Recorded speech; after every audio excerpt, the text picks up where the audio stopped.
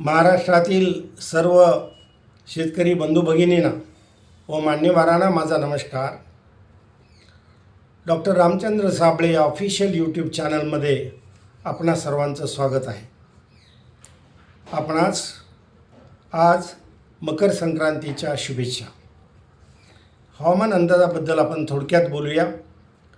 भारत हवामानशास्त्र विभाग आणि कृषी हवामानशास्त्र विभागाने आगामी 4 दिवसासाठी हवामानविषयक आकडेवारीचे दिलेल्या अंदाजावरून महाराष्ट्रावर आज बुधवार दिनांक 14 जानेवारी रोजी 1014 हेक्टोपास्कल इतका अधिक हवेचा दाब राहील. त्यावरून किमान व कमाल तापमान साधारणच राहील आणि थंडीचे प्रमाण मध्यम स्वरूपात राहील. तर उद्या गुरुवार दिनांक 15 जानेवारी ते शनिवार दिनांक 17 जानेवारी या 3 दिवसात महाराष्ट्रावर 1012 हेक्टोपास्कल इतका कमी हवेचा दाब राहील. याचाच अर्थ असा की कमाल व किमान तापमानात वाढ होईल आणि थंडीचे प्रमाण मात्र कमी होईल. या 4 दिवसात महाराष्ट्रातील बहुतांशी भागात हवामान अंशतः ढगाळ राहील. जेथे हवेचे दाब कमी होतील तेथे ढग जमा होतील. अत्यल्प पावसाची शक्यताही निर्माण होईल व पावसाचे त्या भागात प्रमाण 1 मिलीमीटरपर्यंत राहणे शक्य आहे. त्यात सातारा आहे, सांगली आहे, कोल्हापूर आहे, लातूर आहे, उस्मानाबाद आहे, विदर्भातले काही जिल्हे आहेत आणि मध्य महाराष्ट्रातले पण जिल्हे काही आहेत.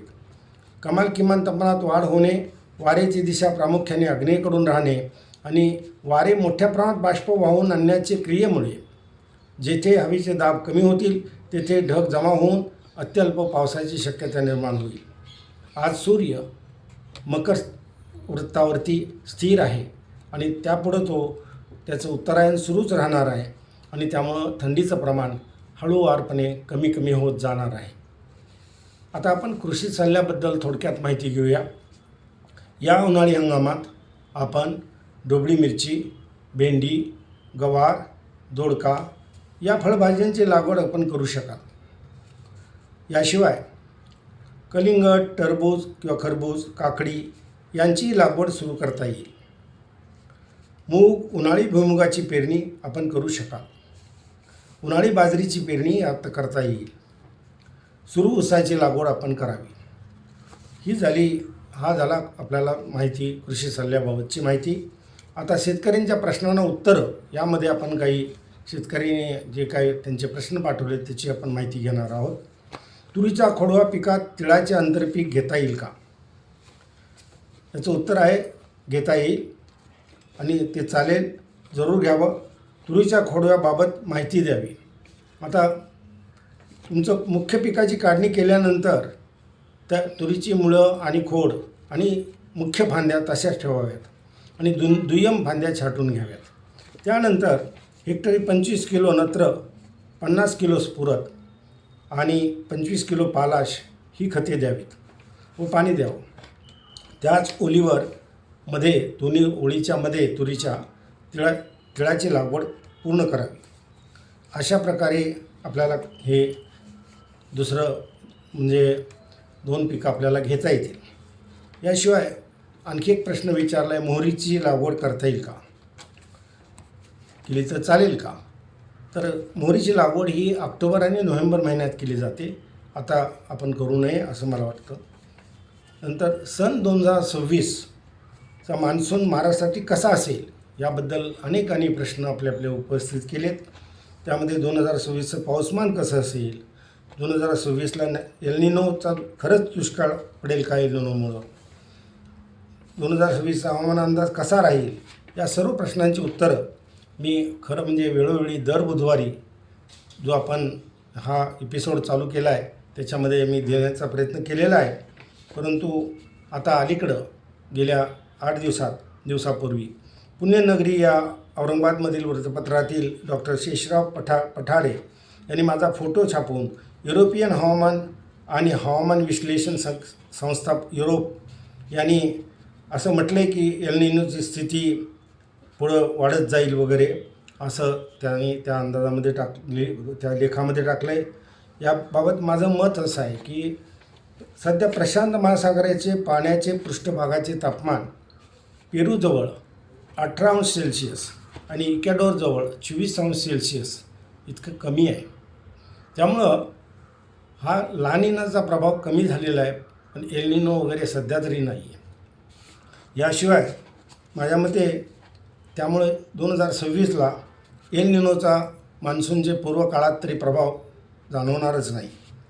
आता प्रशांत महासागर पाण्याच्या पृष्ठभागाचे तापमान याबद्दल आपण बोललो. आता आपण याबद्दल बोलूया की हिंदी महासागराची स्थिती काय आहे, बंगालच्या उपसागराची स्थिती काय आहे, अरबी समुद्राच्या पाण्याची स्थिती काय आहे. अरबी समुद्र आणि बंगालच्या उपसागराच्या पाण्याचं पृष्ठभागाचं तापमान आता 28°C आहे.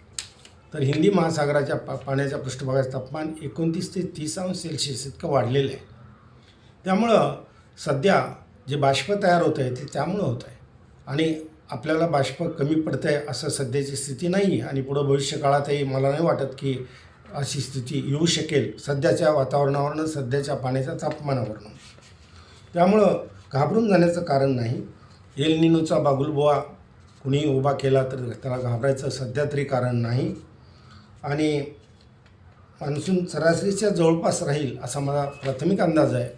त्याला हे दोन्ही पाण्याच्या पृष्ठभागाच्या तापमानावरून मी हा अंदाज तुम्हाला सांगतो आहे. याशिवाय आपण काय करतो तर दर उन्हाळी हंगामामध्ये मार्च, एप्रिल आणि मे या महिन्यामधील नागपूर, अकोला, यवतमाळ, नंतर चंद्रपूर, परभणी, धुळे, जळगाव, राहुरी, त्याचबरोबर सोलापूर, पुणे, कराड, याशिवाय दापोली या 15 स्थानिकांचा मार्च, एप्रिल, मेचं कमाल तापमान, किमान तापमान, वाऱ्याचा वेग, सूर्यप्रकाशाचा कालावधी आणि सकाळची आर्द्रता, दुपारची आर्द्रता हा डेटा घेतो आणि मी जे मान्सून मॉडेलचं पेटंट घेतलेलं आहे त्या मान्सून मॉडेलला आपण प्रत्येक मान्सून मॉडेल वेगळं आहे. म्हणजे प्रत्येक ठिकाणचा आत्ताही मी स्थानिकं सांगितली तिथला 30 वर्षाच्या डेटावरती ते आधारित मी 2003 सालामध्ये डेव्हलप केली आहेत आणि तिथून मी अंदाज देतो आहे आणि ते अंदाज खूप चांगले येतात, बरोबर येतात, 95% बरोबर येतात. हे मी वेळोवेळी सांगितलं आहे आपल्याला. तेव्हा आपण थोडं शांत राहा. आपणच जास्त बघत बसतो कोण काय भीती दाखवतं आहे तिकडं आणि मग आपण घाबरतो. आपण घाबरू नका आणि आपल्याला सर्व माहिती दिली जाईल. पहिला अंदाज येईल एप्रिलमध्ये, तो भारतीय हवामानशास्त्र विभागाचा येईल आणि आपला हा अभ्यासपूर्ण अंदाज 1 जूनला मी देणार आहे. त्यावेळेला आपल्याला स्पष्ट स्थिती कुठं किती मिलीमीटर पाऊस होईल यासहित मिळेल. तेव्हा चिंता करू नका आणि शांत राहा. याशिवाय शेतकऱ्यांचे काही अभिप्राय आपण ध्यानात घेऊया. श्री रुपेश पावले कळवतात की माझे माहितीचा त्यांना उपयोग खूप झालेला आहे, त्यामुळे त्यांची शेतीमध्ये सुधारणा झालेली आहे. धन्यवाद रुपेशजी. श्री बाळ चव्हाण कळवतात की माझे ज्ञानाचा त्यांना खूप उपयोग झालेला आहे, त्यांना त्याचा फायदा झालेला आहे आणि असंख्य शेतकऱ्यांना झालेला आहे. त्यामुळं ते असं म्हणतात की मला त्यांनी पदवी दिली की ॲटमॉस्फरिक मॅन असा मला किताब दिला आहे. त्यांचाही मी त्यांनाही धन्यवाद देतो. श्री उद्धव खाडे यांनी मला देव माणसाची उपमा दिली, त्यांनाही मी धन्यवाद देतो. याशिवाय बाळासाहेब खर्डे, योगीराज मस्के, शंकर कल्याणकर, सोनल कुंजीर, वाल्मिक कानडे, बबन आव्हाड, प्रवीण पाटील, याचबरोबर भिकाजी दंडाळे, गायक डांगे, मुकुंद टेकाळे या सर्वांनी मला नवीन वर्षाच्या शुभेच्छा आणि सदिच्छा दिल्यात. शिवाय मला माझे आभार मानलेत या सर्व कार्याबद्दल आणि मला धन्यवाद दिलेत. मी आपणा सर्वांना धन्यवाद देतो आणि पुन्हा आपण भेटूया पुढच्या बुधवारी याच चॅनलमध्ये. जय हिंद, जय महाराष्ट्र.